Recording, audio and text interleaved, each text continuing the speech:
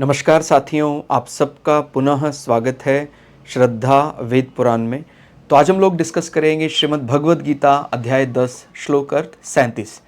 इससे पहले हम लोगों ने अध्याय 1 से 9 तक के सभी श्लोक अर्थ सरल हिंदी भाषा में दोनों ही चैनल श्रद्धा एस्ट्रो ज्योतिष, श्रद्धा वेद पुराण में अपलोड कर दिए हैं। आप में से कोई भी व्यक्ति भगवद गीता को सरल हिंदी भाषा में समझना चाहता है, आप हमारे चैनल में आएँ जहाँ आपको 700 के 700 श्लोक मिल जाएंगे। तो 10वां अध्याय भगवान की अलग अलग विभूतियों का वर्णन करता है। एक प्रकार से जो आपने कहीं पुराणों में पढ़ा है और दूसरे ग्रंथों में पढ़ा है, वो उसकी पुष्टि यहाँ हो जाती कि भाई भगवान के अलग अलग विभूतियाँ, जैसे हम ययाति की बात करते हैं और यदुवंश की बात करते हैं, तो माने वो जब आप उसके साथ संबंध देखेंगे, कोई श्लोक अर्थ आया है तो उसके बारे में विचार करेंगे, तो जो कुछ कमी ऐसी है कि भाई हमने वो ग्रंथ नहीं पढ़ा, पुराण नहीं पढ़ा, तो वो चीज़ भी पूरी हो जाएगी। और इसीलिए ये अपने आप में संपूर्ण कहा गया है और इसीलिए हम भगवद गीता को पूरा करेंगे, 700 में फिर छोड़ने वाले नहीं। तो जैसे इससे पहले श्लोक अर्थ में भी आपने कई भगवान के अलग अलग विभूतियों के बारे में पढ़ा और उसको विस्तार से जानने का प्रयास किया। तो अब जैसे हमने तो यही तय किया है कि भाई एक दिन में एक श्लोक उठाएंगे और उसके बाद उसका अर्थ समझते रहेंगे। तो यहाँ पर भगवान अर्जुन को समझाते हुए क्या क्या कहते हैं, कौन कौन सी विभूतियाँ कहते हैं। वृष्णि वंशियों में वासुदेव अर्थात मैं स्वयं तेरा सखा, पांडवों में धनंजय अर्थात तू, यानी जिसको बता रहे हैं भगवान, मुनियों में वेदव्यास और कवियों में शुक्राचार्य कवि भी मैं ही हूँ। अब इससे पहले वाली विभूतियाँ भी जब आपने पढ़ी होंगी तो उसके आगे का पीछे का जो जो उसका भूतकाल और वर्तमान में चर्चा है वो भी आप जरूर जानने की इच्छा करते हैं। तो कहते हैं कि वृष्णवंशियों में वसुदेव, तो इसमें अगर बात करें तो कहते हैं वृष्णवंश जो है वो यदु के ही वंशज माने जाते हैं, यानी यदुवंशी ही माने जाते हैं। और वो उनका संबंध राजा ययाति के पुत्रों के साथ, आप समझते होंगे कि वो कथा आती है, महाभारत में भी कथा आती है कि किस प्रकार से ययाति की उम्र उन्होंने मांगी जब, तो अलग अलग, तो यदु, यानी वो इस प्रकार की कथा आपने पढ़ी होगी और पुरु से संबंधित। तो कहते उन्हीं के वंश में आगे वृषि, बड़े बड़े प्रतापी, तो कहते वृष्णि वंशियों के प्रताप को दर्शाने के लिए ऐसा, तो भगवान श्री कृष्ण और फिर बलराम जी इन्हीं के वंश में हुए।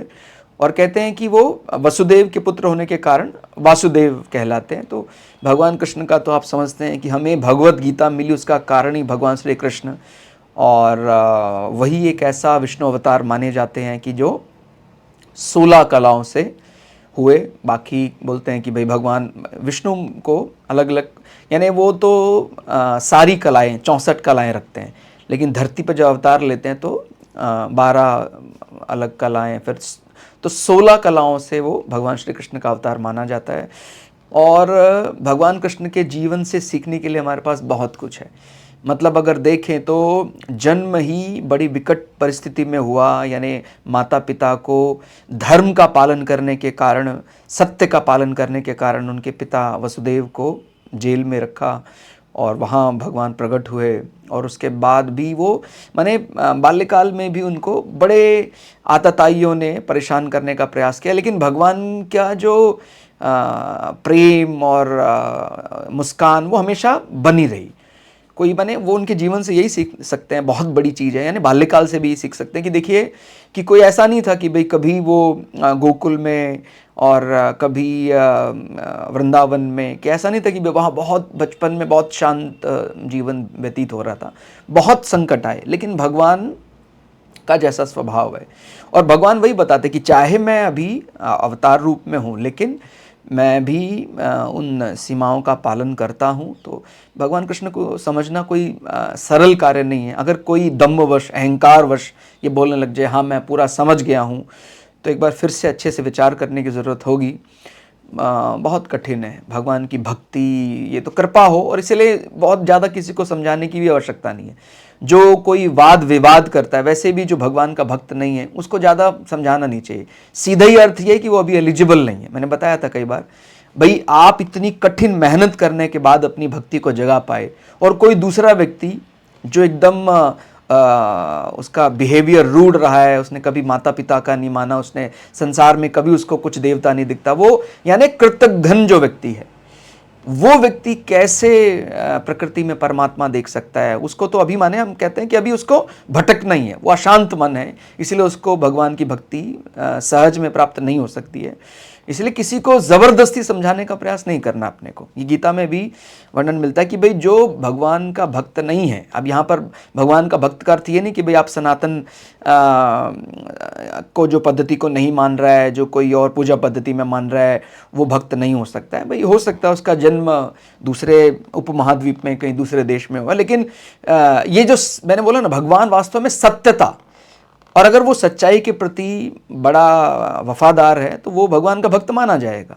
ठीक हो गया। तो अब इसमें अलग अलग अवतार भगवान ने लिए हैं, तो इसलिए कोई ऐसा नहीं कि भाई वो हो सकता है कि भारतीय उपमहाद्वीप के जो रूप हैं उनको नहीं भी समझता, लेकिन वो ये जरूर जब सब पढ़ेगा उनको कि हाँ ये धर्म का पालन करना क्या है, यानी कर्तव्य परायणता और सत्य का क्या संबंध है जीवन में, और जीवन को किस प्रकार से सदाचार से जीना चाहिए, सद्व्यवहार से जीना चाहिए, जब उसके मन में ये सम्मान है तो निश्चित रूप से वो धीरे धीरे आगे बढ़ेगा, तो वो अधिकारी बन जाएगा।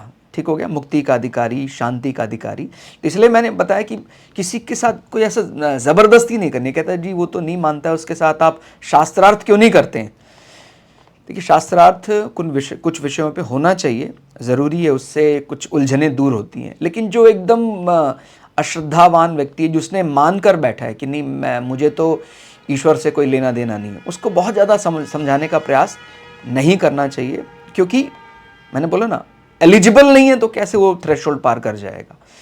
तो भगवान श्री कृष्ण योगीराज कहा जाता है, और बहुत ऐसी अपने पुराणों में ऐसी कथाएं पढ़ी होंगी भगवान कृष्ण के बारे में, तो उनको समझने के लिए बहुत ज़्यादा जो व्यक्ति का अध्ययन है बहुत ज़्यादा गहरा होना चाहिए। धर्म की परिभाषा बहुत अच्छे से समझेगा तभी वो भगवान को समझ पाएगा। जिस प्रकार भगवान 16,100 रानियों के बारे में बात करते हैं कि कैसी परिस्थितियों में कब भगवान ने नरकासुर का जब वध किया, उद्धार किया, तो उसकी कैद में एक प्रकार से 16,100 कन्याएं थी, और उनको जब भगवान ने कहा कि भाई आप मुक्त हैं, तो वो एक प्रकार से कि भाई किसी नरकासुर जैसे व्यक्ति के कैदी बनकर रहना कन्याओं का, और उसके बाद वापस कह देना कि भाई आप अपने मुक्त हैं, आप जहाँ चाहें चले जाएं, तो उनको कौन स्वीकार करेगा उस परिस्थिति में?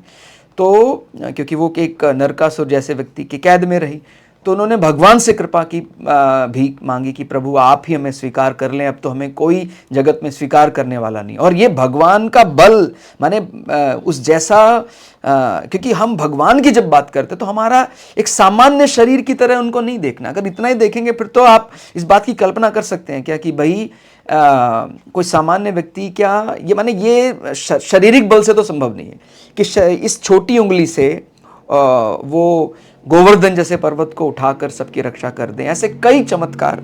इसलिए जब भगवान के बल की बात करते तो वो शरीर को केवल समझकर नहीं देखना है। तो एक प्रकार से भगवान ने उनकी प्रार्थना स्वीकार की और अपने को 16,100 में बांट दिया।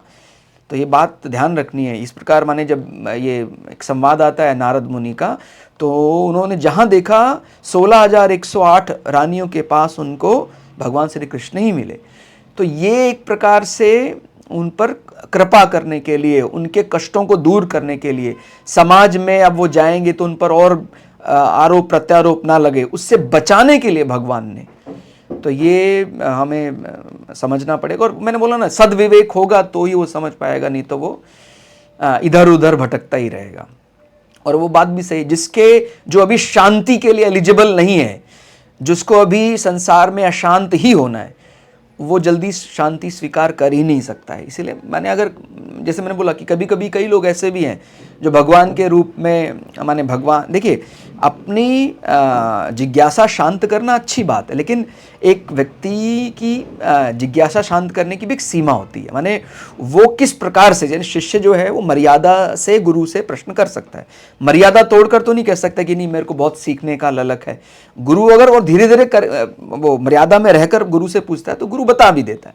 इसी प्रकार से वो शास्त्र में आदर करके, भावना करके, समझ नहीं भी आ रहा है भगवान का रूप तो वो अगर करेगा भगवान के सामने विनम्र निवेदन, तो उसको समझ में आ जाएगा कि भक्ति वास्तव में क्या है, राधा रानी कैसे कृपा कर सकती हैं।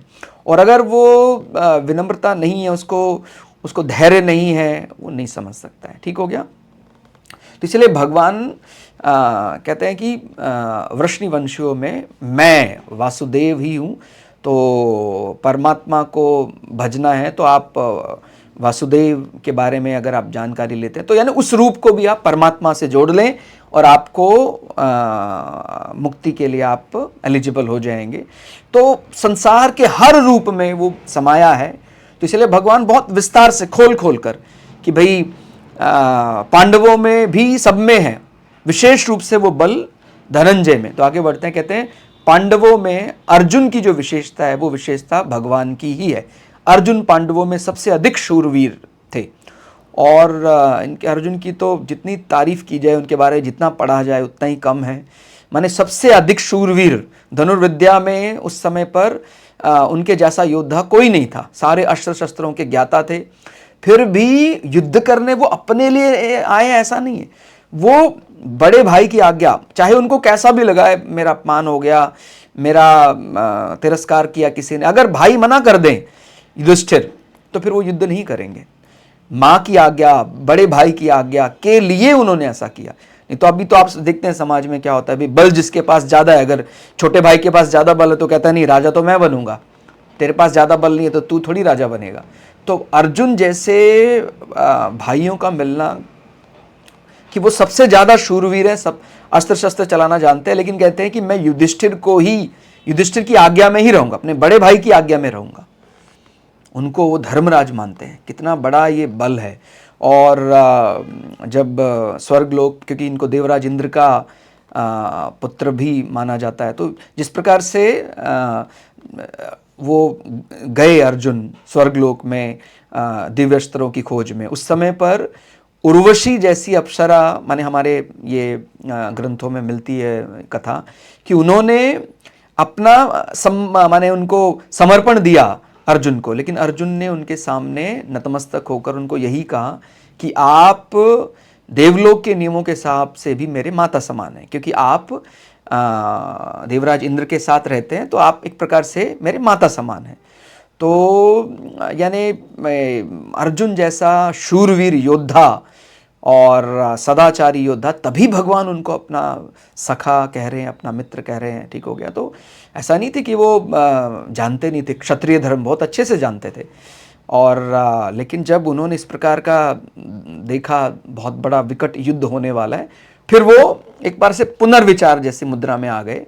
तो भगवान कहते हैं कि पांडवों में मैं धनंजय, यानी आपके रूप में जो संवाद चल रहा है अर्जुन के रूप में है, तो अपने धर्म पर सदा अडिग रहने वालों का ही भगवान सम्मान करते हैं। फिर आगे कहते हैं कि वेद का 4 भागों में विभाग करने वाले और इसी प्रकार पुराणों की रचना करने वाले, महाभारत आदि जो कुछ संस्कृत वांग्मय है, वह सब के सब व्यास जी की कृपा से ही माने जाते हैं। कहते हैं भाई जो भी संसार में कहीं ना कहीं वो इन ग्रंथों से प्रभावित है। महाभारत जैसा जो ग्रंथ है जिसमें 1 लाख श्लोक हैं, वो वेदव्यास की रचना मानी जाती। इस प्रकार वेदों का, पुराणों का, ये सब रचना करने वाले वेदव्यास। तो कहते हैं कि आज भी कोई ऐसी धर्म रचना होती है, उसमें भी कहीं ना कहीं उसका संबंध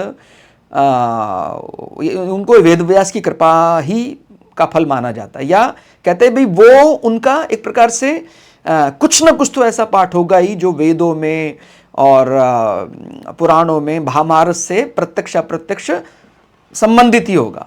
और कहते हैं कि जब भी हम गुरुओं की बात करते हैं, पीठ की बात करते हैं, तो कहते हैं सभी पूजनीय गुरु पीठ में कहते हैं व्यासपीठ सबसे ज़्यादा पूजनीय कहलाती है। आपने सुना होगा कभी कथा आदि करते हैं तो कहते हैं भाई ये, और जब ऐसा गुरु शिष्य परंपरा की बात आती है तो भी हम सबसे पहले मुनि वेदव्यास को ही कहते हैं और उनको चिरंजीवी भी माना जाता है। तो कहते हैं कि भगवान ने इनको अपना विभूति बताया है। तो इनके बारे में तो मुनियों में श्रेष्ठ वेदव्यास का ध्यान करना एक प्रकार से उस परमात्मा का ही ध्यान करना है।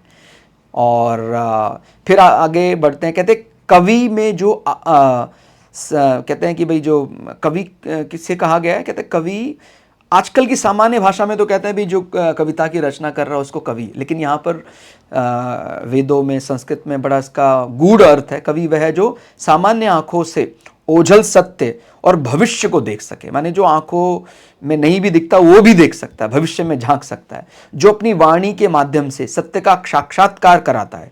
ठीक हो गया। उनके वाणी में बोलते हैं एक प्रकार से वाक बल है और समाज को नई दृष्टि प्रदान करता है।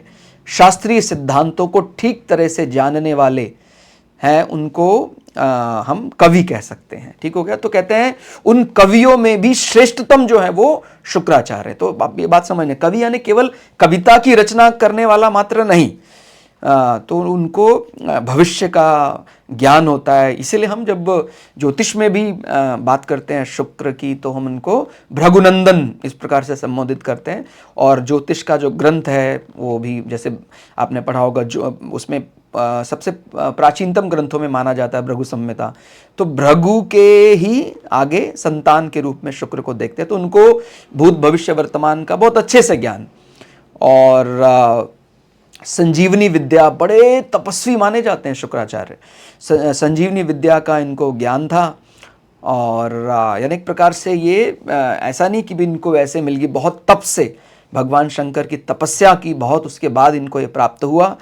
और एक प्रकार से अपनी माँ की आज्ञा का पालन करने के लिए ही उन्होंने असुरों का गुरु बनना स्वीकार किया कि भाई असुर जो हैं उनको एक अनुशासन में बांधने का प्रयास किया जा सके। क्योंकि आप समझ सकते हैं कि सुर जो है स्वभाव से, यानी देवता स्वभाव से शांत होते हैं, उनको अनुशासन में बांधना ज़्यादा कठिन काम नहीं है।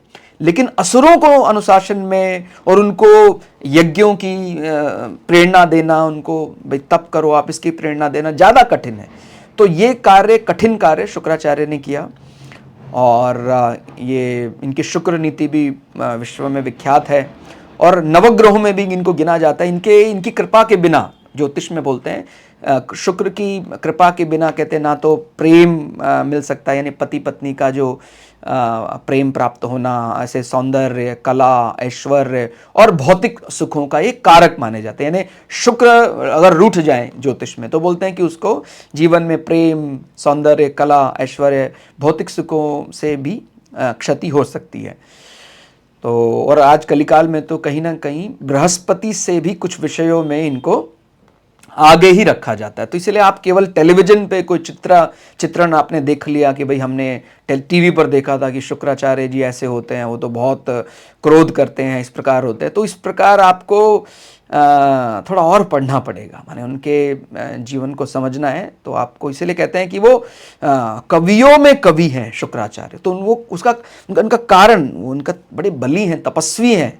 ठीक हो गया। वो अगर उनका आशीर्वाद मिल जाए तो जीवन में कभी भौतिक वस्तुओं की, सुखों की कमी नहीं रहेगी, पति पत्नी में प्रेम बना रहेगा। ठीक हो गया। तो इस प्रकार अनेक गुणों के कारण भगवान ने इनको अपनी विभूति बताया है। तो इस प्रकार अलग अलग विभूतियों का यहाँ भगवान ने वर्णन किया। आपको ये रिकॉर्डिंग कैसी लगी आप कमेंट करके ज़रूर बताइएगा। आप लोग जुड़े रहे हमारे साथ, आप लोगों का यही जुड़ाव ही है जो हमें यहाँ तक ले आया है, जिसमें हमने आधा से ज़्यादा जो श्लोक हैं भगवत गीता के वो पूरे कर दिए हैं। आप लोग इसी प्रकार से अपना सहयोग जारी रखिएगा। हम लोग 700 के 700 श्लोक अर्थ अलग अलग रिकॉर्ड करेंगे।